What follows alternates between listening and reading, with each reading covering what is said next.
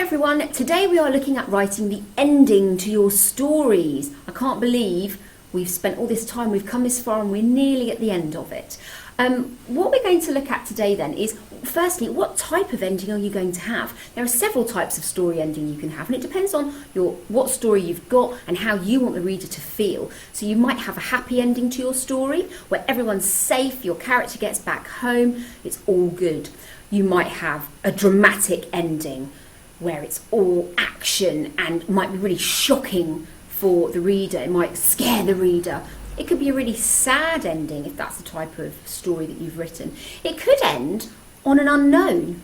Something happens but you're not quite sure whether it was good or not. You're not quite sure whether your character survived or escaped or whatever it is. Maybe they're still running, or maybe you ended it there. But you need to make that decision. Is it on a cliffhanger? Dun dun dun. We're just not sure. In my plan, let me just quickly show you my plan.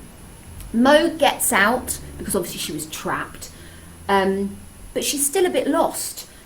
And I've got this bit where all the animals have scattered, they've fled, but there's this one left. So all she can do is follow that animal. So she runs after it, and eventually she finds herself, luckily, back at the fence outside her back garden that joins to the woods.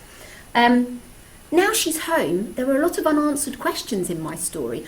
Who was that man? Why did he have all those animals? What was he going to do to them? But also, she'd never seen the door before. So she starts actually to have another little look for the door, only from where she's standing. She doesn't venture off into the woods again. But she's determined that she's going to find out what that man was up to, and she's also going to find the door again. But that would be for the sequel to the story. That would be in book 2. A bit like Harry Potter, you've got several stories in a series, so that lays it wide open. Okay, so what you need to do is just decide what effect you want to have on the reader. Go back to your plan. You can change your ending now if you feel the story's gone in a different direction, but keep adding the detail.